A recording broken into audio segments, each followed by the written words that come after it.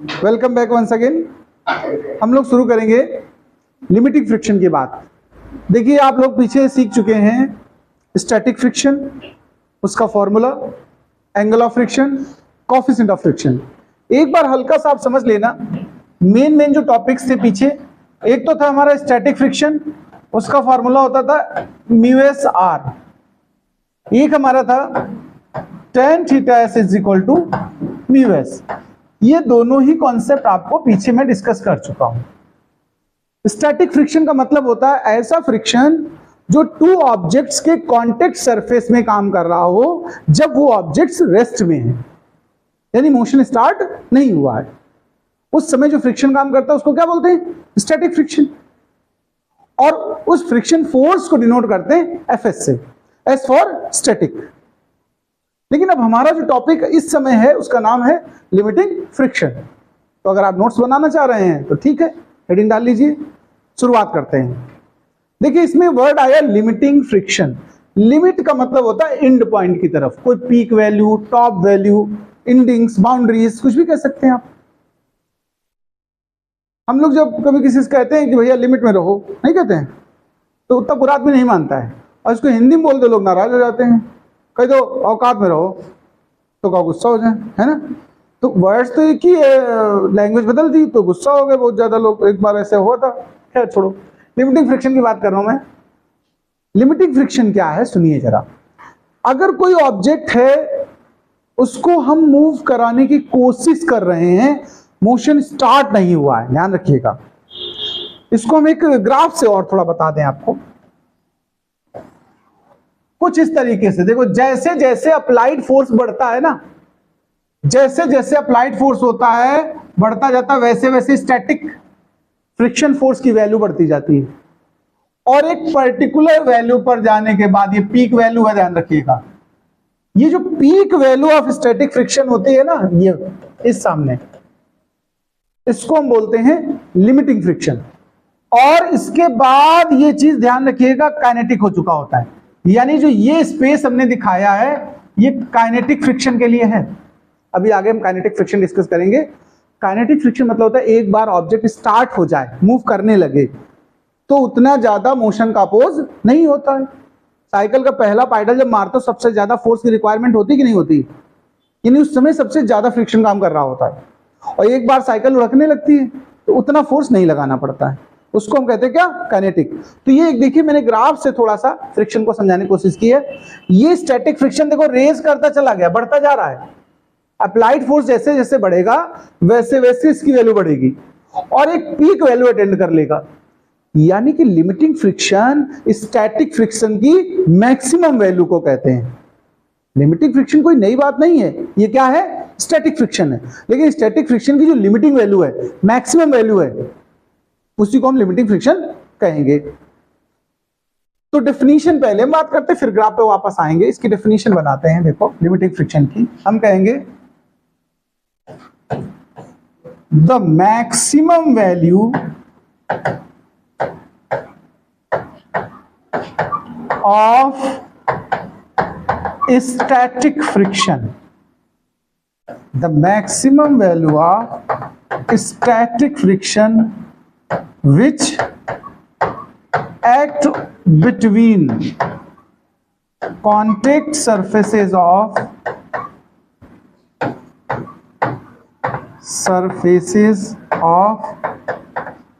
two objects when the motion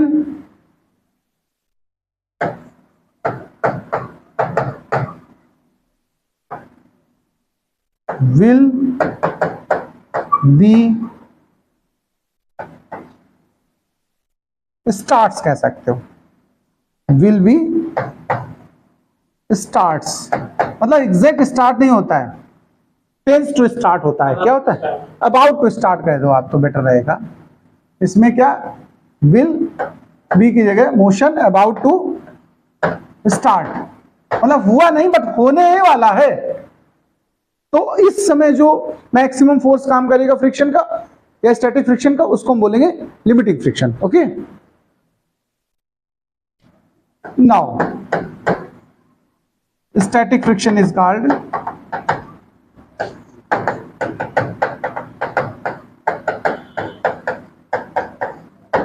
limiting friction. तो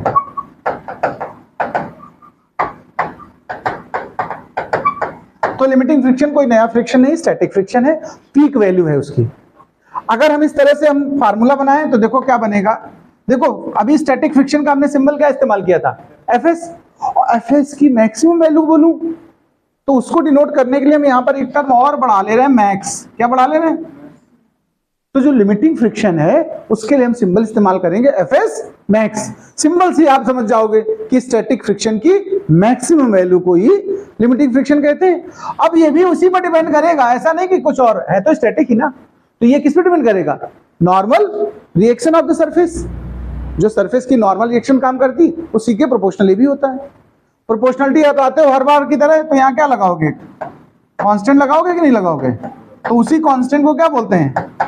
coefficient of static friction, mu s. तो ये formula जो बनेगा ये बोला जाएगा किसके लिए? लिमिटिंग फ्रिक्शन का फॉर्मूला। इतना नोट कर लीजिए, फिर आगे की बात डिस्कस करते हैं।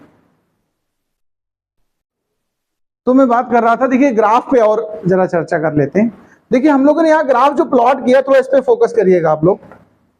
ये हमारी जो ग्राफ प्लॉटिंग है, देखिए ये हमारा जो वाई एक्सिस है ये फ्रिक्शन फोर्स के लिए बनाया गया। किसके लिए? और जो एक्स एक्सिस है वो अप्लाइड फोर्स। भाई जैसे मैं कहूं एक बड़ा सा ग्रास ओपर की डेड बॉडी है, चींटियां उसको घसीटना चाहती, तो पहली एक चींटी टहलते हुए आई, मॉर्निंग वॉक करते हुए, उसने देखा अरे अच्छा बढ़िया है खाने पीने का आइटम, तो उसके पास मोबाइल फोन था, उसने तुरंत अपने पूरी चींटियों के ग्रुप को फोन कर दिया कि आओ भाई इतने इतने लॉन्गिट्यूड लैटिट्यूड पे कुछ होगा उनका अपना सिस्टम, जिससे वो डायरेक्शन, पोजीशन, लोकेशन सब बताती होंगी कि यहाँ पर एक बहुत बढ़िया खाने पीने की व्यवस्था है, आओ लेके चलते हैं, अकेले में नहीं घसीट पा रहे हैं। तो सपोज करिए उस डेड बॉडी को घसीटने के लिए एटलीस्ट 20 चींटीज की जरूरत है, आई मीन आंट्स की, ठीक है, 20 चींटियों की आवश्यकता है। और उस समय जब कॉल गई तो 15-16 आई, नहीं घसीट पा रही है, राइट। फिर 18-19 हो गई, 20 हो जाएंगी तो उसको ले जाएंगे, 19 है नहीं ले जा पा रही हैं। यानी इस समय जो अप्लाइड फोर्स है वो मैक्सिमम हुआ कि नहीं हुआ बताओ? But motion does not start but goes to start, about to start. इस समय जो फ्रिक्शन फोर्स लगेगा स्टैटिक टेंडेंसी ऑफ मोशन के अपोजिट, वो होगा लिमिटिंग फ्रिक्शन, ठीक है। और जैसे ही 20वीं चींटी ज्वाइन करेगी वैसे मूवमेंट स्टार्ट। तो उस समय जो फ्रिक्शन लग रहा था 19 चींटियों के समय, उसको बोलते हैं लिमिटिंग फ्रिक्शन। और 20 हो गई लेके चल दी तो फिर फ्रिक्शन थोड़ा सा डाउन हो जाता है, उसको बोलते हैं फिर काइनेटिक फ्रिक्शन। आइए मैं ग्राफ की बात करूं। अप्लाइड फोर्स, उन चींटियों ने जो फोर्स अप्लाई किया उसके लिए एक्स एक्सिस है, और जो फ्रिक्शन अपने आप एक्टिवेट होता है सरफेसेस के बिटवीन, वो फ्रिक्शन अपने आप बनता है, वो स्टैटिक फ्रिक्शन देखो धीरे धीरे बढ़ रहा है। देखो ये वाला जो लाइन है ये स्टैटिक फ्रिक्शन के इंक्रीज होने को शो कर रही है। स्टैटिक फ्रिक्शन बढ़ता चला गया इस जगह तक, और ये पीक पे पहुंच गया इतना हिस्सा पूरा, ये है लिमिटिंग फ्रिक्शन। हमने इधर सामने भी लिख दिया एफ एस मैक्स, आप ऐसे भी बता सकते हो ये एफ एस मैक्स की टोटल वैल्यू इस जगह पर है, केवल ये पर्टिकुलर पॉइंट है जो एफ एस मैक्स को बता रहा है। इससे पहले एफ एस है और इसके बाद एफ के यानी काइनेटिक फ्रिक्शन स्टार्ट हो चुका है। ये जो गैप है, देखो सब गैप की बात करो, स्टैटिक धीरे धीरे बढ़ा, ये जो गैप ये वाला ये कांस्टेंट हो जाता, फिर काइनेटिक फ्रिक्शन फिक्स हो जाता है। तो काइनेटिक फ्रिक्शन ये है लगातार बना रहेगा, लिमिटिंग फ्रिक्शन की सबसे ज्यादा वैल्यू है, और स्टैटिक फ्रिक्शन फिर 0 से स्टार्ट होता है। जब कोई नहीं ताकत लगा रहा होता तो स्टैटिक फ्रिक्शन कितना होता है? 0। बात समझते हो? तो इस ग्राफ को आप बना लीजिए, ये तीनों फ्रिक्शन को रिलेट करने के लिए ग्राफ बनाया गया है। फिर हम लॉज ऑफ फ्रिक्शन की बात करेंगे, लॉज ऑफ लिमिटिंग फ्रिक्शन की बात करेंगे, इसको नोट करो आप। इस ग्राफ को एक बार दोबारा से थोड़ा एक्सप्लेन कर देता हूं। देखो हमें फ्रिक्शंस का जो ग्राफ बनाना है, अप्लाइड फोर्स यानी जो हम किसी ऑब्जेक्ट को खींचने में लगा रहे होते हैं, या चींटियों ने लगाया था जो, वो अप्लाइड फोर्स है। और जो दोनों के कॉन्टेक्ट सरफेस के बीच फ्रिक्शन काम करता है वो इस तरफ हो गया फ्रिक्शन फोर्स। इनके वर्सेस हम ग्राफ बना रहे हैं, जरा ध्यान से समझना। जैसे जैसे अप्लाइड फोर्स बढ़ेगा, एक चींटी, 2 चींटी, 4 चींटी बढ़ेंगी, तो अप्लाइड फोर्स बढ़ेगी, उसका अमाउंट बढ़ेगा, मैग्नीट्यूड बढ़ेगा। जैसे जैसे अप्लाइड फोर्स बढ़ता है, ध्यान रखिएगा, वैसे वैसे ये जो ग्राफ जा रहा है ना, ये फ्रिक्शन यानी बढ़ रहा है, और फ्रिक्शन अभी मोशन स्टार्ट नहीं हुआ, इसलिए इस फ्रिक्शन का नाम क्या है? Static friction. स्टैटिक फ्रिक्शन की वैल्यू इंक्रीज करती चली जाती, ध्यान देना प्लीज। अब चीटियां बढ़ती गई, एक पीक वैल्यू हो गई, घसीटने की पोजीशन पे आ गई है, तो तब ये जो वैल्यू बनी स्टैटिक फ्रिक्शन की, उसको हम नाम क्या देंगे? Maximum friction, maximum static friction, वही लिमिटिंग हो जाएगा। और जैसे मोशन स्टार्ट हुआ, देखो अप्लाइड फोर्स आप कितना फिर उसके बाद बढ़ा लो, तो काइनेटिक हो गया स्टार्ट, और काइनेटिक की वैल्यू हमेशा ध्यान रखिएगा किससे कम होती है? स्टैटिक से। तो अब ये चीज, ये गैप कभी नहीं कम करना है तुम्हें, ये कांस्टेंट हो गया। आप 10 20 50 लोग बढ़ जाओ, फ्रिक्शन फिर वो उतना ही रहेगा, चाहे जितना अप्लाइड फोर्स बढ़ाते चले जाओ। तो ये जो हिस्सा है, ये किसको रिप्रेजेंट कर रहा है पहले बताओ? काइनेटिक फ्रिक्शन को। ये फ्रिक्शन काइनेटिक, ध्यान रखिएगा, इस पीक वैल्यू से, ये पीक वैल्यू किसको रिप्रेजेंट कर रही थी? लिमिटिंग फ्रिक्शन को। किसको? ये लिमिटिंग फ्रिक्शन है, हमने नाम नहीं लिखा, हमने एफएस मैक्स लिख दिया। ये लिमिटिंग फ्रिक्शन है, और ये पूरा यहां से यहां तक बढ़ती हुई वैल्यू है स्टैटिक फ्रिक्शन की। ये पूरा क्या है? Static friction. बात समझ पा रहे हो? ये ग्राफ ने इतनी चीजों को बताया है। अब तो क्लियर हुआ ग्राफ? क्लियर सब लोगों को? कोई डाउट? किसी को डाउट हो तो कमेंट में डालिएगा, मैं उसको क्लियर करूंगा, ठीक है। अब हम आते हैं इसी के को रिलेटेड टॉपिक पे। आर्टिकल का नाम डालो, लॉज ऑफ, आपको देखो लॉज ऑफ फ्रिक्शन वर्ड आया कर या लिमिटिंग फ्रिक्शन आए, एक ही मतलब है, मैं एक साथ दोनों लिख दे रहा हूं। अगर आपसे कभी पूछा जाए लॉज ऑफ फ्रिक्शन या फिर लॉज ऑफ लिमिटिंग फ्रिक्शन, तो आपको यही टॉपिक लिखना है। आइए हम लॉज पे बात करते हैं। पहला लॉ सुने जरा, फर्स्ट लॉ। देखो एक बात समझना, जो फ्रिक्शन की वैल्यू है वो किस पर डिपेंड करती? दो सरफेस जो कांटेक्ट में है, दोनों ज्यादा रफ हो तो फ्रिक्शन ज्यादा काम करेगा, या दोनों स्मूथ ज्यादा हो तो फ्रिक्शन ज्यादा काम करेगा? अच्छा, फ्रिक्शन रफनेस की तो पहचान है। खुरदरा रोड हो, उस पे चीज चलाना आसान है कि चिकने रोड पे? चिकने पे आसान है। फ्रिक्शन ज्यादा लगता है किसमें? रफ सरफेस पे। तो यानी जो फ्रिक्शन होता है वो ऑब्जेक्ट्स की सरफेस की रफनेस और स्मूथनेस पर डिपेंड करता कि नहीं करता? बताओ। फर्स्ट लॉ यही है, तो लिखिए द फ्रिक्शन फोर्स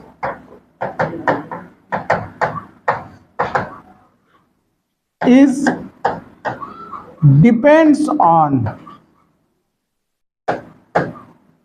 रफनेस और स्मूथनेस ऑफ कॉन्टेक्ट सरफेसेस। यानी जितना ज्यादा रफनेस होगी उतना ज्यादा होगा, और जितनी ज्यादा स्मूथनेस होगी उतना कम होगा फ्रिक्शन फोर्स। फ्रिक्शन फोर्स की वैल्यू एक और चीज पर डिपेंड करती है, वो होती normal reaction of the surface. तो हम लिखेंगे it is directly proportional to the normal reaction of the surface. मतलब जैसे पीछे फॉर्मूला बनाया था वही बात कर रहा हूं। एफ एस मैक्स, चूंकि मैं लिमिटिंग में लिखा रहा हूं इसलिए मैंने सब एफ एस अकेला नहीं रखा, मैंने क्या रख दिया? F S max. अगर आप लॉज ऑफ फ्रिक्शन कहेंगे तो एफ एस रखना, और लॉज ऑफ लिमिटिंग फ्रिक्शन कहें तो एफ एस मैक्स रखना, बस ये फर्क होगा। आर के प्रोपोर्शनल, प्रोपोर्शनलिटी हटा दो, म्यू एस आर, ये दो लॉ लिखो फिर आगे बताता हूं। देखिए थर्ड रूल, एरिया कितना भी ज्यादा हो कांटेक्ट का, फ्रिक्शन फोर्स को उससे कोई लेना देना नहीं है। वो स्मूथनेस पर डिपेंड करेगा, रफनेस पर डिपेंड करेगा, एरिया पर डिपेंडेंट नहीं होगा, इंडिपेंडेंट होगा। तो कहेंगे friction force is independent on area of, area कह दो या सरफेस एरिया कह दो, on surface area, surface area of contact surfaces, यानी एरिया चाहे कम हो चाहे ज्यादा हो, फ्रिक्शन फिक्स रहेगा। एक और लॉ है वो भी जान लिया, जो फ्रिक्शन फोर्स की डायरेक्शन है वो किस तरफ होती है, opposite to the motion of the, motion कह दो या टेंडेंसी ऑफ मोशन कह दो, जिधर मूवमेंट होना है या हो रहा है उसके अपोजिट काम करता है और दोनों कॉन्टेक्ट सरफेस के टेंजेंट पे काम करता है। मैं डायग्राम से इस चीज को बता दूं फिर लिखाता हूं। जैसे एक ये सरफेस है देखो, और इस पर कोई ये ऑब्जेक्ट रखा है देखो, आप घसीट इधर रहे हो देखो, तो फ्रिक्शन फोर्स इन दोनों के कांटेक्ट में जो ये सरफेस है यहां पर, इसका भी टेंजेंट है और इसका भी टेंजेंट है, यहां काम करेगा। तो हम कहेंगे जो फ्रिक्शन फोर्स होता है वो opposite to the tendency of motion at the tangent of the contact surfaces. तो लिखिए the direction of friction force is opposite to the tendency of motion and at tangent of the contact surfaces। ये total 4 laws हैं, इनको note कर लें आप लोग।